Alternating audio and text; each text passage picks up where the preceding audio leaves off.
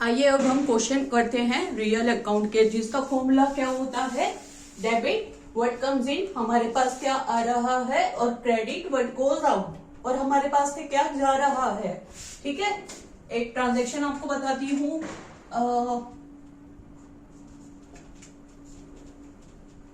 Machinery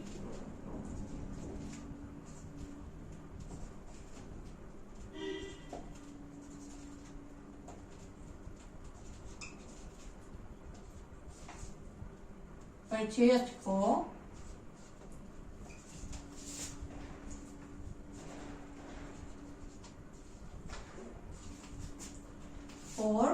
cash. ठीक है, तो हमारे पास मशीनरी खरीदी गई हमारी कैश में, तो हमारे पास डेट तो है नहीं, तो डेट को छोड़ दो। तो हमने क्या खरीदा, हमारे पास क्या आ रहा है, मशीनरी। तो हमारी एंट्री क्या हो जाएगी,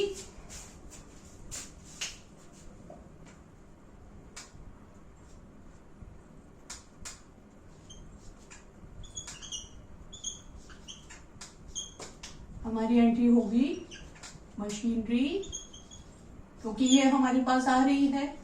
अकाउंट डेबिट हम देखिए ऐसे लास्ट में ही लिखते हैं, टू हमने कैश पे खरीदी ना, तो to cash account.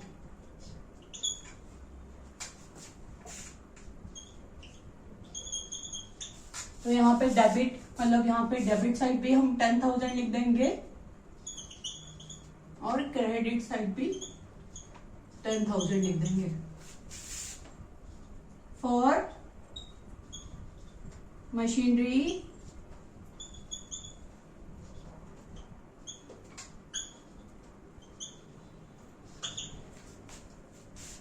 Purchased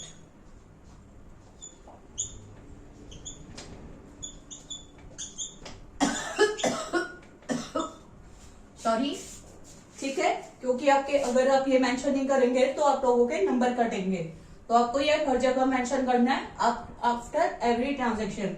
machinery account debit to cash account. Don't worry, आपको जनरल एंट्रीज बहुत अच्छे से करवाऊंगी मैं। नेक्स्ट देखिए,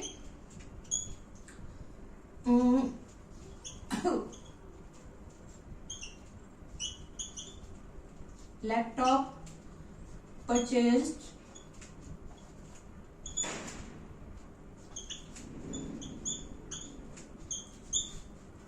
फॉर कैश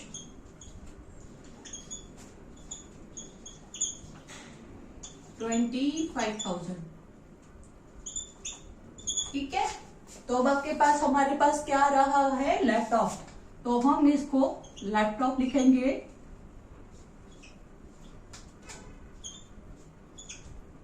और इसके आगे AC भी लगाना है, AC for account, account debit to cash account, क्योंकि हमने कैश में खरीदा ना, इसलिए कितने का है, 25,000।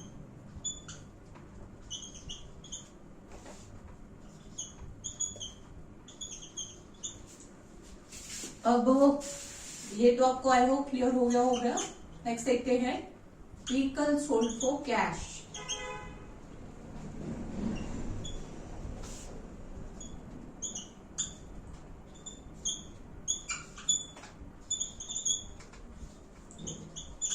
तो इसकी एंट्री हमारे पास क्या होगी,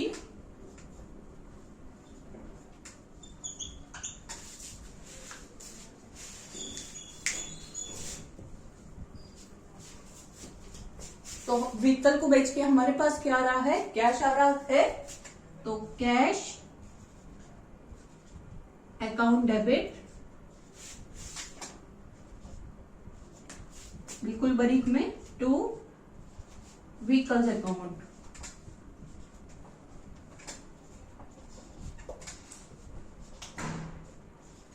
कितने का है, 50,000,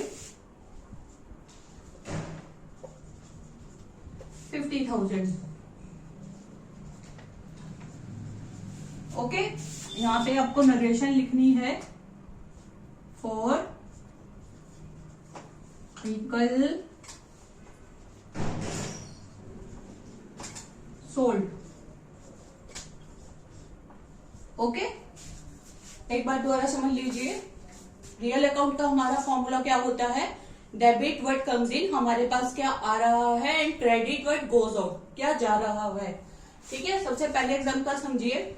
मशीनरी परचेज फॉर कैश, मतलब मशीनरी खरीदी गई है कैश में, तो मशीनरी अकाउंट डेबिट, क्योंकि हमारे पास तो मशीनरी आ रही है, मशीनरी अकाउंट डेबिट, डेबिट बिल्कुल हम कॉर्नर पे लिखते हैं, टू कैश अकाउंट। और इसमें हमेशा 2 एंट्रीज होती है, ये नहीं भाई ऊपर वाली एंट्री करके दूसरे को छोड़ दिया, नहीं, बिल्कुल नहीं। आपको दोनों एंट्रीज एक साथ लिखनी होंगी, और मतलब जो भी चीज होगी उसके लास्ट में आपको अकाउंट मेंशन करना होगा, जो कि हम एसी से मेंशन कर रहे हैं।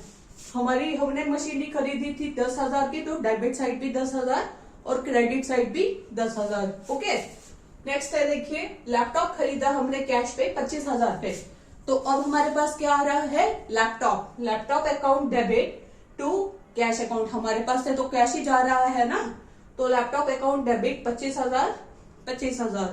ओके, नेक्स्ट है व्हीकल सोल्ड फॉर कैश, मतलब हमने व्हीकल को जो है कैश में बेच दिया, तो हमारे पास क्या आ रहा है, कैश अकाउंट, तो हमारे पास कैश आ रहा है, तो cash account debit to vehicle account 50,000। और आपको ये ट्रांजेक्शन जो है ये आपको मतलब एक्सप्लेनेशन, ब्रीफ एक्सप्लेनेशन आपको मेंशन करनी होगी, नहीं तो आपकी टीचर आपके नंबर काट लेगी। ठीक है, यहाँ पे भी लिख लेना, for laptop purchased,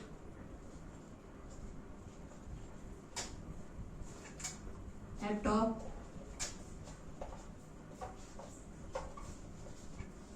purchased. Okay बच्चों, चलो अच्छे से करते रहो, एंड डोंट वरी, मैं आपको अच्छे से ही करवाऊंगी। हेलो, अब हमारा पर्सनल अकाउंट का क्या फॉर्मूला होता है, डेबिट द रिसीवर, जिसको जो रिसीव कर रहा है उसे डेबिट करेंगे, और क्रेडिट द गिवर, देने वाले को क्रेडिट करेंगे। ठीक है, अब देखिए जैसे मैंने बोला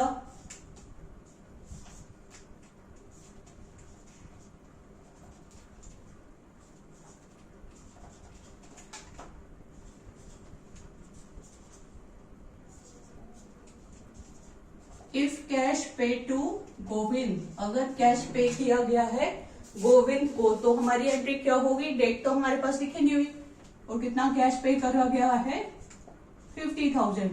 तो हमारे पास हमारा फॉर्मूला क्या होता है पर्सनल अकाउंट का, डेबिट द रिसीवर, तो हमारा रिसीवर कौन है यहाँ पे, गोविंद।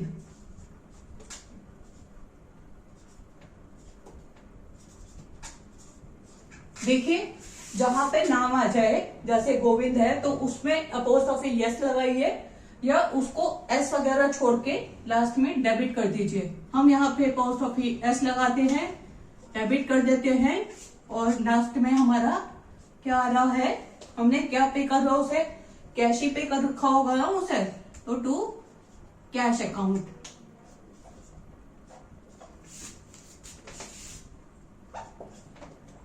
$50,000।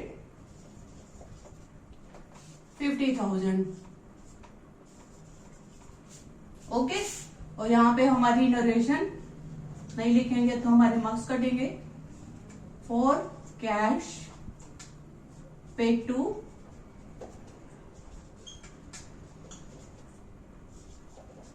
गोविंद, ठीक है जी। नेक्स्ट देखिए,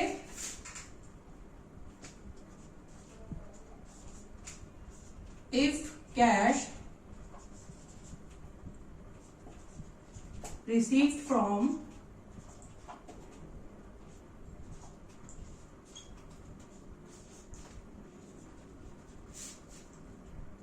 गोविंद आ गया तो सेम अमाउंट 50,000, तो उसमें हमारी क्या एंट्री होगी,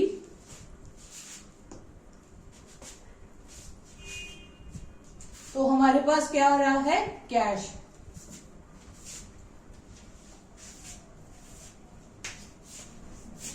तो कैश अकाउंट डेबिट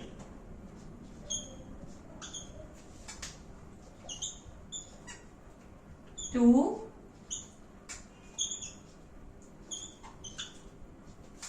अब ये हमारा गिवर है, कैश रिसीव करा है ना हमने गोविंद से, तो गोविंद हमारा क्या हुआ, गिवर हो गया। टू गोविंद, गोविंद लिखिए आप और साथ में एसी लिख दीजिए, ठीक है। तो हम लिख देंगे यहाँ पे 50,000, 50,000, ओके। यहाँ पे नरेशन डालना बिल्कुल मत भूलना, नहीं तो मार्क्स कटेंगे। For cash receive from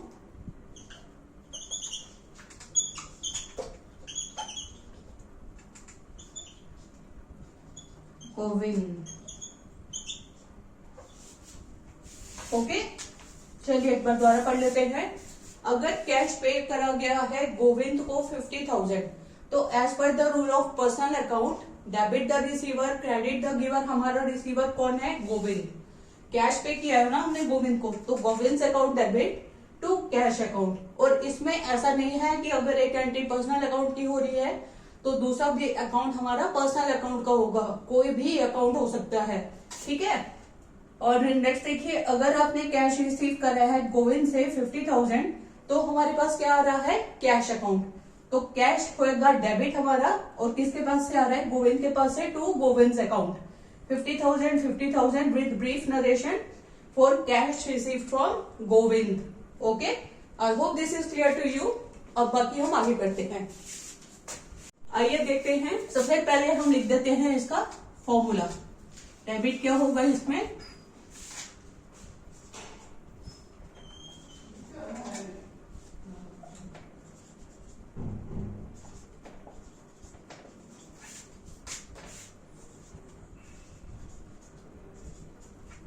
credit क्या होगा हमारा, income and gains,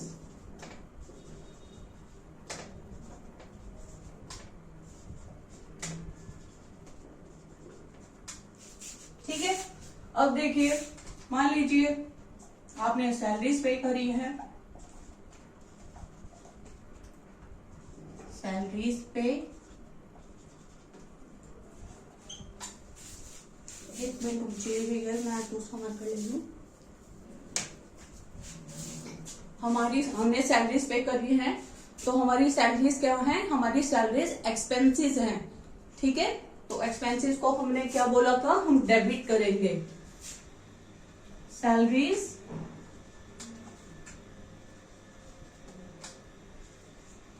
account debit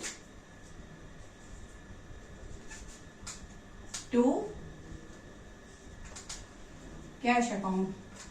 जहां तो हमारे पास से कैश ही रहा है ना, हमने सैलरीज तो पे ऑफ कर दी, सैलरीज को हम लिखने से थोड़ी हो जाता है, मेन तो हमारे पास से कैश ही जा रहा है, राइट। यहाँ पे हम लिख देंगे for salaries paid,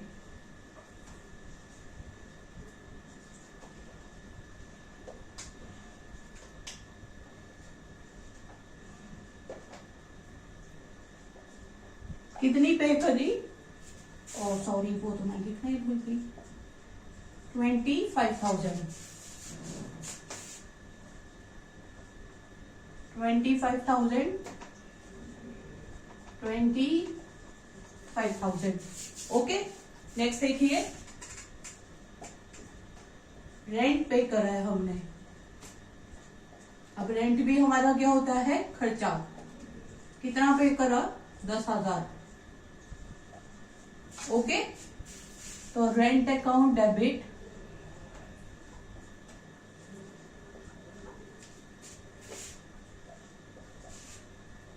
to cash account, और यहां पे हमारी नोरेशन क्या हो जाएगी, फॉर रेंट पेड, ओके। अब हमारा अमाउंट कितना है, 10,000, 10,000, और हमने क्या है, थर्ड देखिए, रिसीव्ड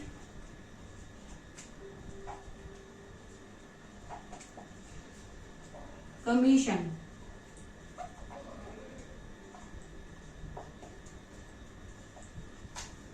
एंट्री क्या है, हमने कमीशन रिसीव करी है। रिसीव तो हमने कैश किया होगा ना, नाम उसका कमीशन हो गया होगा, तो लिखिए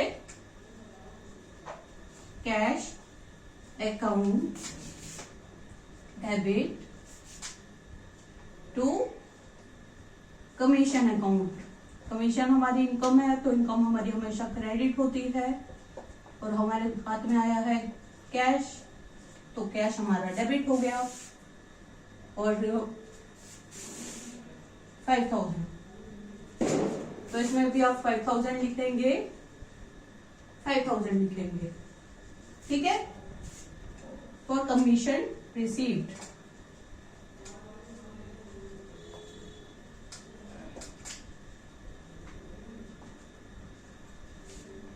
कमीशन रिसीव्ड।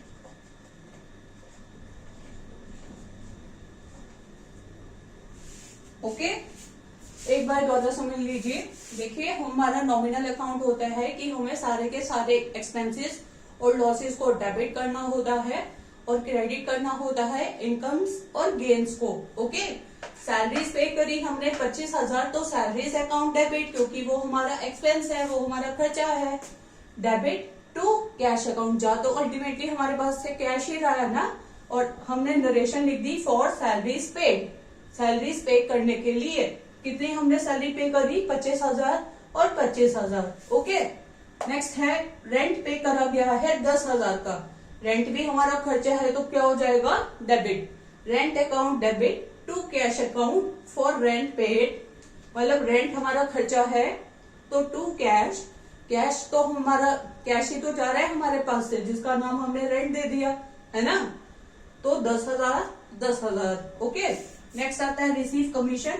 हमने कमीशन रिसीव करी है, हमारे पास क्या आ रहा है, कैश, तो कैश अकाउंट हमने डेबिट कर दिया। टू हमारी इनकम किस फॉर्म में है, कमीशन के फॉर्म में, तो फॉर कमीशन रिसीव्ड 5,000। ओके, तो आप जो है ये सब अच्छे से अच्छे करिए। आज के लिए आपका सिर्फ इतना ही है, कल मैं आपको और ज्यादा करवाऊंगी क्वेश्चंस, बट यहाँ तक अपना अच्छे से क्लियर कर लीजिएगा। ओके, जो भी प्रॉब्लम आए पूछ लीजिएगा कमेंट सेक्शन में।